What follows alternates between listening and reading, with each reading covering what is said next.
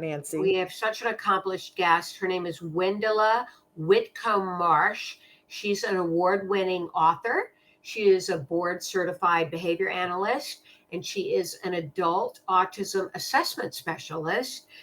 She also has family members on the autism spectrum, and we're here to talk to her about her latest book among many she's written, and it's called Recognizing Autism in Women and Girls. Welcome to the show, Wendela. Thank you. It's so lovely to be here with you. Thanks for inviting me. It's so lovely to have you, and I love the blue in your hair. It matches Shannon's. Thank you. Yeah, it's yes, very. we're matching today. You're matching. Let's start with talking about your new book. Why are more boys than girls diagnosed with autism? And many people have asked me that question, and I've never really known how to answer it accurately. That's a really important question to ask, because there are so many more, as you know. One thing girls are good at is imitating other girls. They can mimic others. They put on a mask. When humans or animals get into a highly stressful situation, the choices are usually fight, flight, or freeze. Many boys will take flight. They will run away when they're under a lot of stress, or they might fight and act out. But many girls choose freeze. When a little girl freezes, she just looks like a well-behaved little girl sitting nicely in class. Nobody thinks she's overstressed by the stimulation in the room. They're not aware of what's going on inside of her because she's learned to put on a mask. And they do this not purposefully, but it's a survival strategy to get by. Often with girls, there might be a mother hen type who will just take someone under their wing and kind of help them learn how to play. Or there might be a little school teacher in training type who likes to bring on a little girl who seems playable, and she can be the teacher and kind of boss her around. And therefore, girls can be brought into groups of other girls, even if they don't have the social skills to try to join the groups themselves.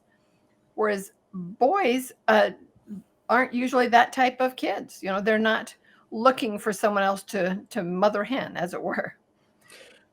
We hear a lot from adult self-advocates, people on the spectrum, about masking, both male and female. And Yes. I love that you've already brought this up, but I'd love it if you would expand a little bit more, because it's sounding more and more to me like that it looks completely different, the masking and the boys and the girls. Maybe if you could give us some more examples so that if there's a teacher or a parent that we can begin to recognize when and how a girl is masking so that we're aware of it. Wonderful question. Starting back in infancy, before they're actually masking, but subtle things that you might not notice, a typical infant will prefer to look at their parent's face. A neurotypical infant might prefer to look at the ceiling fan spinning around. And if you try to get between them and say hi, and there's like, get out of my way, I'm trying to look at the fan, that's a clue. That's an early red flag. When you're in the grocery store, sometimes you see a little child in the cart ahead of you waiting in line, and you try to say hi. And, some will flirt back with you, and some are shy, and they'll like peek at you and then hide their face against their mother, but then peek back out because they're just shy. But a little girl who is more than just shy might put her face against her mother's arm and never look back up again. When the kinds of mannerisms or stims that many autistic people engage in, like hand flapping, can feel really good. And boys might do that, and people will look at them and go, whoa, what's wrong with you? Hopefully they don't say that, but that people have been surprised by ways that people move. I wish people would just get over it and say, you know what? Some people like to flap their hands. Let them do it. But they're more likely to get tested for autism if they're doing something outward. Many girls choose to do things like tapping their fingertips together. Maybe they flutter their hands. They're excited. They do a little jazz hands. And people say, oh, how cute. They don't say, is that autistic? When they spin around and around and around, people say they're dancing. They don't say it's a repetitive mannerism of spinning. And as they get older, they just become better and better at mimicking other people. They try to adopt the same facial expression. They teach themselves how to make eye contact or how to fake it by looking between the eyes, for instance. Now, typical people don't spend much time thinking about eye contact. I never think about it. I didn't teach myself. Nobody taught me how to make eye contact. It's just kind of normal. I can't say normal without doing finger quotes, Yeah. because what is normal? But many of us don't ever think about eye contact. If someone spends a lot of time thinking, oh no, they're going to expect eye contact, which eye do I look at? How long do I look? But then I better look away for a few seconds, or they'll think I'm creepy. But how many seconds? I better look back again. And they're doing all that in one side of their brain while they're also thinking, when is it my turn to talk? What would be an appropriate thing to say in that situation? This doesn't match the script I made up for myself because they said the wrong thing. It's so hard to maintain all of that going on when other people are just having a social conversation. We just wing it, and it's not stressful because it's what we do. But so many of these women then go, when they eventually think there is something different with me, they go to their doctor or their therapist and say, I think I'm autistic. They're told, well, you can't be because you made eye contact. Nobody says, how hard is it for you to make eye contact? Did you teach yourself when you realized people expected it?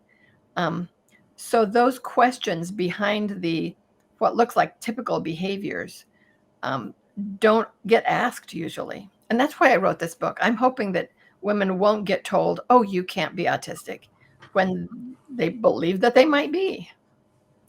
Wendela, are sisters of boys with autism likely to be autistic themselves, more likely?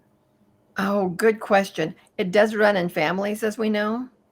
And so often, though, when I used to work in the schools, fairly regularly, we get twins, where one was the one whose behaviors were more visible, were more outwardly noticed. And so the parents thought, this is our autistic twin, but this one is our typical twin. This one is our, finger quotes, normal twin. Often, the twin also was autistic, but was words like higher functioning are not very useful in real life with real humans, but these are things that people think about. But they both might be autistic, might be on the spectrum at some point. And girls, while likely to be as likely as two boys, are less likely to be noticed because people are not expecting a girl to be autistic. They believe the old 4-to-1 and think it's a boy's thing. So the sisters don't often get recognized as I wish that they would start being more recognized. And so you, in your book, you talk a little bit about if a woman is going to go and seek out a diagnosis, that there are some tips that you give them to not to tell an untruth, but there might, what I hear over and over, honestly, Dr. Marsh, is that I have a friend who goes through all the machinations, and you have to go through so much to get an adult diagnosis, right? And then they go and have the appointment, and the person says, nope, you're perfectly fine because you have a job. You had a kid, you were in a relationship, that relationship fell apart, but that happens to all kinds of people, and you're working. So you're perfectly fine. And they leave and they go, but they didn't hear about the fact that I do this, and they didn't hear about this. So you give some tips of things that you might want to talk about if you go to a professional. Tell us what some of those tips are.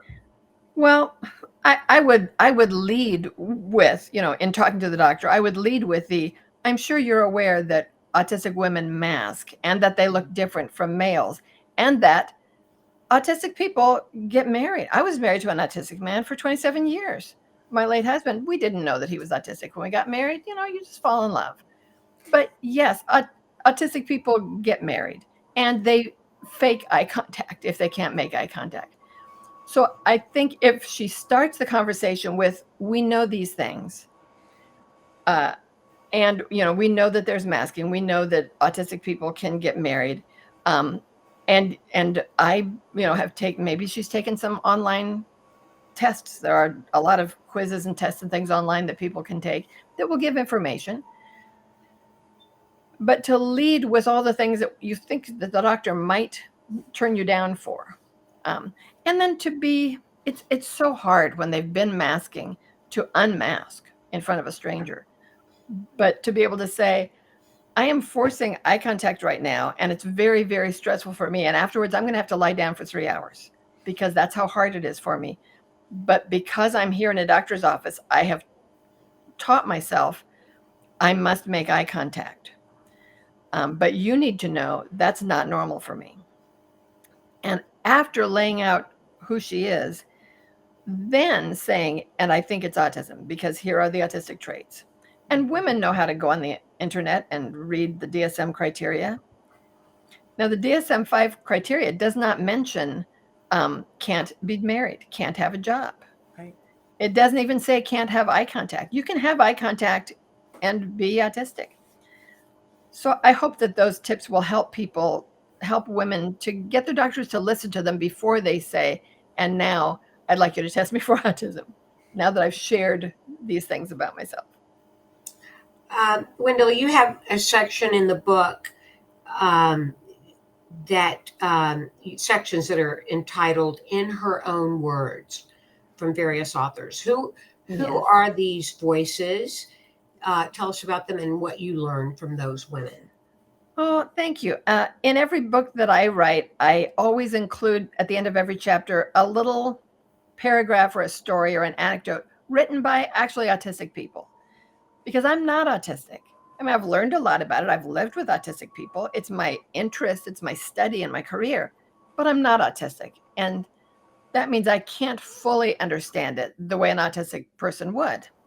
So I invite people, and some of them are maybe relatives of mine. Many of them are people that I have worked with and done assessments for. And sometimes I might quote someone who is, a famous autistic person in the world, from the internet. But most of them are people that I've worked with who want to share something about themselves in the words of an autistic woman, or a trans woman, or a non-binary woman. Great. And you have a lot of books that are out, right. Not just this one. Let's talk a little bit about where people can get this book and where they can perhaps find some of your other books. Okay. Well, this book is 2 days old as at this taping. The launch date was May 2nd. And it's available any place that you buy books. So if some people go on Amazon, I tend to think Amazon probably has enough money, so they don't need mine. But that's a good place to buy books. But I don't know, Barnes and Noble, wherever you buy books. If you type in the title or my name, Wendela Whitcomb Marsh, and that's one of my websites is www.wendelawhitcombmarsh.com. And if somebody wanted to email me, you can find me at Dr. Wendy, that's just DRWENDY at adultautismassessment.com. And what about your other books? Because let's try. Tell us about your hit parade. Yeah, your first book is Wendela. Your first book is called "The ABCs of Autism in the Classroom: Setting the Stage for Success." Right. Tell us a little bit about that book.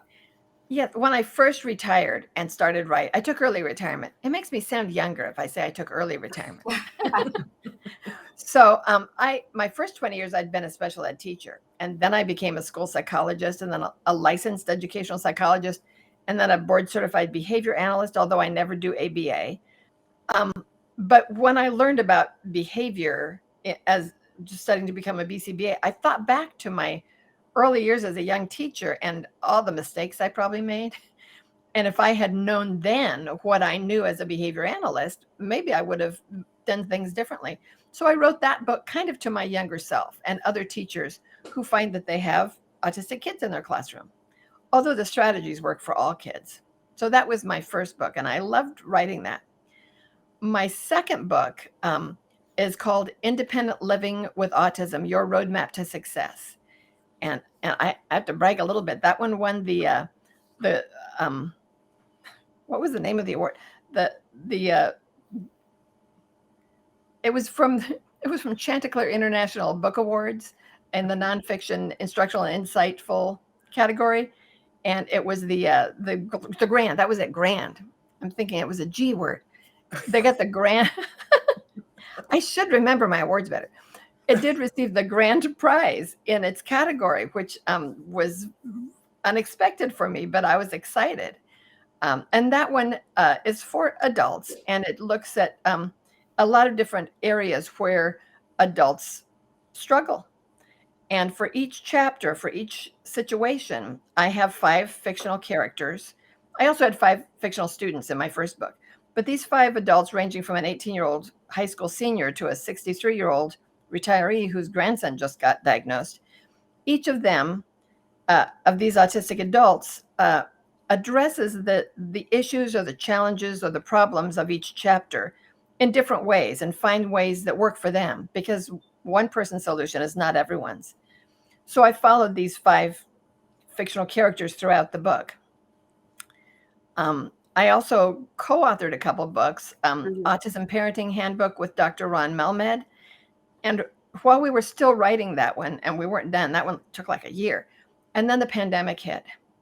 And my middle daughter is a writer. And although she's not autistic, she, because of health concerns, she did a lot of homeschooling as during school when she was not able to physically go to class. And she said that I should write a book for all the parents who are suddenly homeschooling their kids because of the pandemic.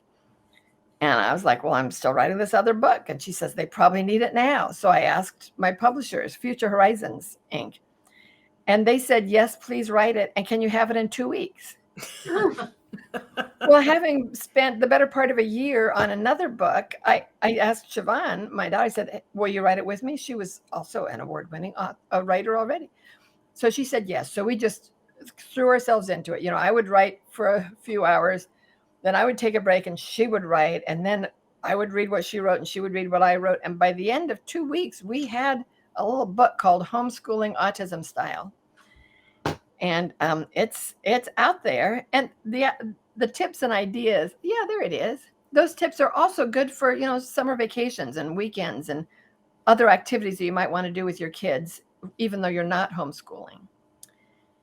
And let's see. Oh, I also see the Autism in Lockdown. I had one chapter in that, which turned into this book.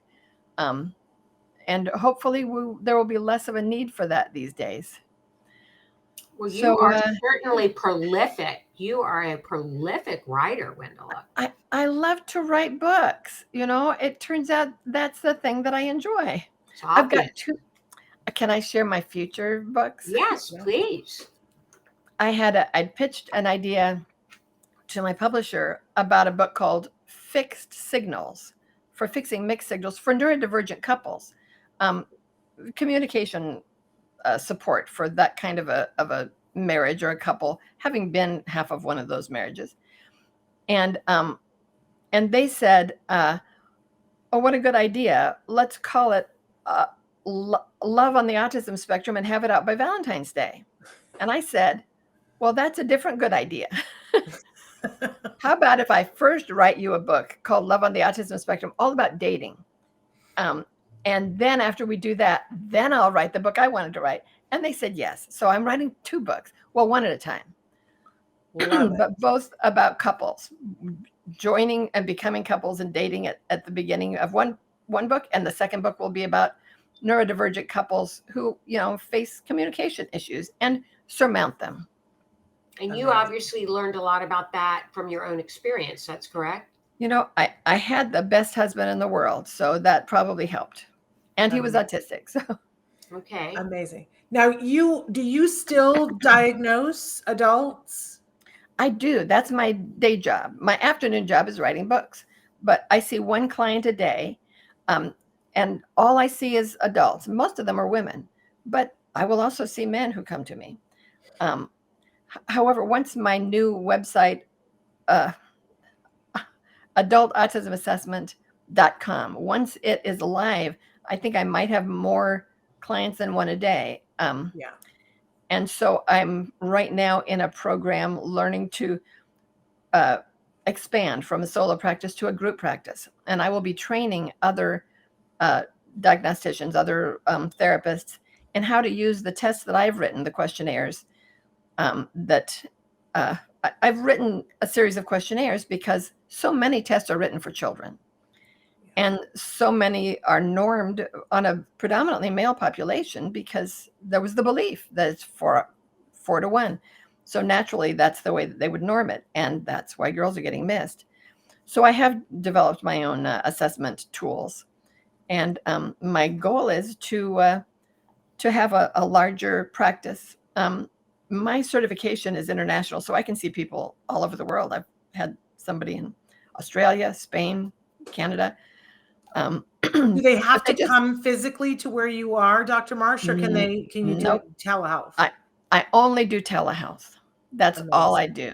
And that started, well, I kind of hope that I can hire new people before I get too busy because, I one step at a time, but I would love to be busy because one of my favorite things to do besides writing books is working with people, especially women, who really have struggled all their lives and thought, I am such a failure at being a human.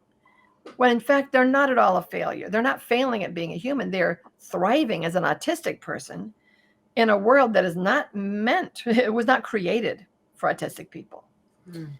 Let me ask you this, because we have lots of people who, parents who will come to us and say, the more I've learned about my child, the more I identify. And so I think I should probably go, but they don't know where to go. And we get a lot of people poo-pooing, but the question that is always asked is, when people come to you, are there people who come who say, I think I might also be on the spectrum, but they're in fact not? I have been good at weeding that out at the first. I always have a consultation session first, and then initial assessment tool. For the most part, neurotypical people do not sit around wondering if they're autistic. Interesting. But occasionally that happens. And when I find out early on that it looks like this is not going to be autism, then I've been able to either say, we can stop now and then you don't owe me the money. You don't pay me for me telling you, haha, you're wrong. There you go. Because it seems a little bit, and sometimes I wonder if this is good, but it feels like it's a little bit the flavor of the month. You know what I mean? That people are doing things and I'm just going to say it. Sometimes people are behaving badly in their relationship and then they go, oh, well, look, it's probably that I'm this. And we're hearing a lot of people in the autism community going, are they making sure that they weed these people out? But you're telling us that you are. I do. I've been doing this a long time. And, sometimes I'll get one of these things where, it's like, well, my wife said, I'm autistic. Well, I think she's autistic. So sure, I'll get tested, but then you test her too. And we'll see who is this like, I do not want to get in this. Yeah. And occasionally there'll be someone who is really struggling, but it started at the pandemic. And when you talk about childhood, it's like none of those markers were there. And that means, I'm sorry you're struggling, but it is not autism if it's something new. Now, often it might appear to be new only because it has come more to a head. It was always there. It was always a struggle, but they were better able to mask, and now they're exhausted. Or they suddenly realize, like at the beginning of the pandemic, many women discovered that what they thought was, thank goodness, I hate the reason for it, but I absolutely love sheltering at home. This is the best thing ever. And all my friends hate it. And they're really suffering and I'm loving it. And then the end of the pandemic comes and people are starting to go back to work and they're like, oh no, I don't ever want to go back. Yeah. And then I think you just described me and Nancy, because at the beginning of the pandemic, I was like, look, I get to stay home. Woohoo. Not about the pandemic, not about what was happening and people who were sick and loss of life and loss of work and all the other things. But it was not your favorite thing, Nancy. No, I didn't like staying at home. I'm not, to me, I want to be out there and going to places, and did not like the whole, staying in and the Zoom thing. And no. And I'm having the hardest time now going back out. And I've warned people that I was going to have. I am with you. And yet I'm also not autistic. Right. I'm just a little more introverted. I like being home with my family. Yeah. But the questions in my questionnaire, well, the pre-test that I give them, it's not really a pre-test, but the first test that I give them that gives me results talks a lot about the probability of does this person have autism across a number of different categories. Got it. And the profile that I see most often, social awareness might be a relative strength, maybe not up to where what they call the within normal limits, but compared to their other scores, that's a strength because they have been able to look around and mimic other people and mask. And that same awareness brings them to come to the assessment to say, oh my goodness, something is really different. Yeah. But other scores might be very low, like social communication and social motivation is usually the most autistic-like score that people get. But the tests that I've written are directly related to the DSM-5 TR, the text revision. And for every item on that, criterion, I have developed questions that are kind of ways to get behind the mask and find out the real, like, how do you really feel about this? And so often I'm happy when I get people saying, oh my goodness, yes. Oh, you're really calling me out here, because they're not these simple do you blah. It's, and of course I can't think of one offhand.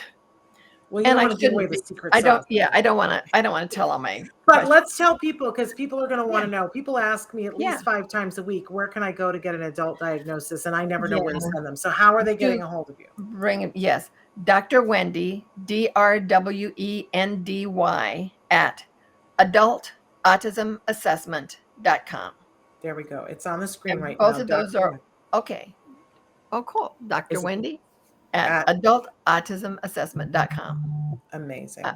I don't see it, but maybe I have to touch It's something. on the very bottom of the screen there.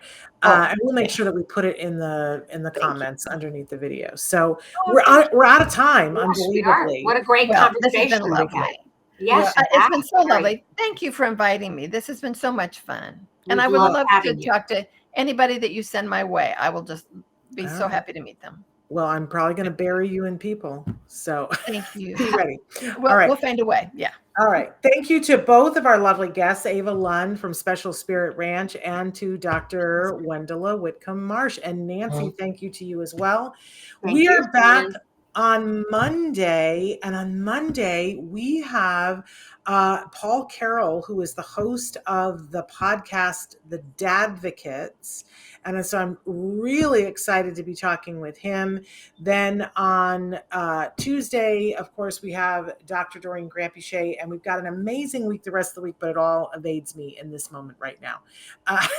We'll tell you more about that at the start of next week. But thank you all for being here. And thank you, Nancy. We'll be back on Monday. Until then, oh, don't forget, tomorrow we're going to re-air the first episode of Stories from the Spectrum.